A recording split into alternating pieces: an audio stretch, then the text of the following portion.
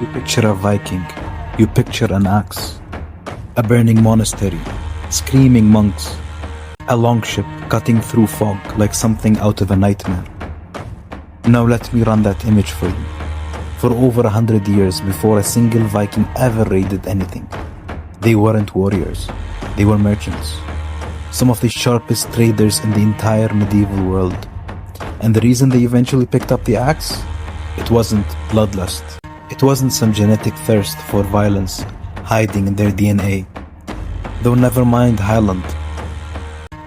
It was us. Christian Europe locked them out of the one thing their entire economy depended on. Trade. And when the door slammed shut, raiding was the only door left open. Now let's rewind a bit. Scandinavia in the year 700 is resource rich and cash poor.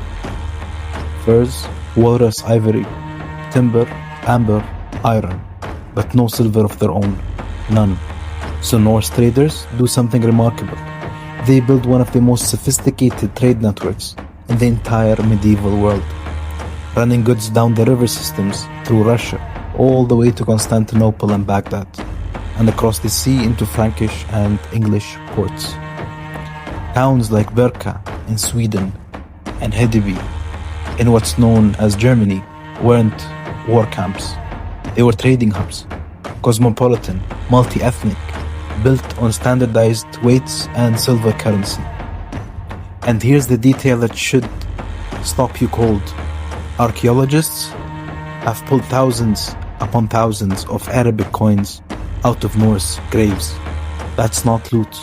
Loot doesn't arrive that consistently, in that volume, over that many decades. That's commerce. That's an economy. For most of the 700s, the Norse would run on trade agreements, not battle axes. So what changed? Europe changed as Frankish and Anglo-Saxon kingdoms consolidate and Christianize. Through the 700s, they don't just convert, they start building a wall, legal, religious, economic, around who counts as a legitimate trading partner. Under Charlemagne, especially pagans are pushed further and further and further outside the moral framework of civilized commerce. Trade agreements start running on oaths sworn over Christian relics. Markets cluster around church-controlled towns. Legal protection for merchants increasingly run through baptismal records, not just coins. If you're a pagan Norse trader in this world, the rules of the game are quietly being rewritten to cut you out. Not through some declared policy, but through 1,000 small closing doors. Fewer guarantees, fewer protections, fewer rights extended to heathens. And meanwhile, Charlemagne is expanding right up to Scandinavia's doorstep, forcibly converting the Saxons on the southern border. Throughout the 770s and 780s, executing thousands and thousands and thousands who refuse baptism. From where the Norse are standing, this doesn't look like the spread of civilization. It looks like a hostile power closing the market and eyeing your territory next. 793 after Christ, Lindisfarne. The raid the history books call the start of the Viking Age. Here's what almost nobody tells you.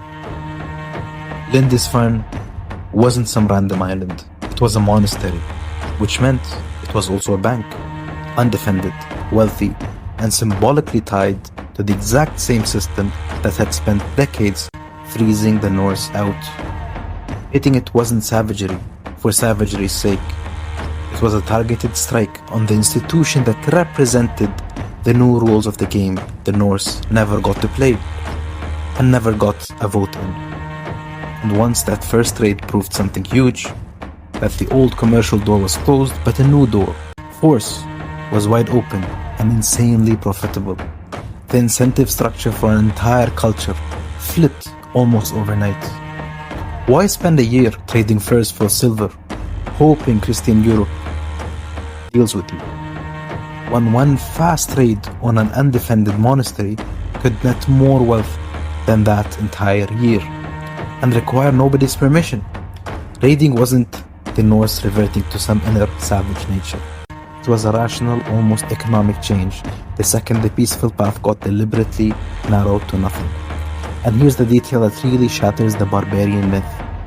The same Norse groups raided and traded, often in the same regions, sometimes in the very same generation, switching between the two, depending on whichever was more available and more profitable at that moment. Norse settlers in Ireland founded Dublin as a trade port.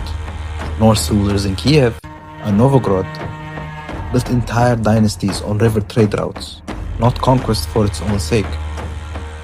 And by the 900s and 1000s, as Scandinavia itself Christianizes and gets folded back into the same diplomatic and commercial world it had once been shut out of, the raiding mostly just stops. Not because Vikings had some spiritual change of heart, because the door that slammed shut 2 centuries earlier was finally opening up again. Raiding was never who the Norse were. It was a 200-year response to exclusion, bookended by centuries of trade on either sides. So here's the story we actually tell ourselves. The Vikings were just violent by nature, and Christian Europe was just civilizing the world. Now flip it. A resourceful, capable trading culture gets systemically shut out of the legitimate economy by an expanding religious and political bloc, and responds with the only leverage it has left. That's not a story about Norse savagery. That's a pattern, one you will see again and again and again throughout history.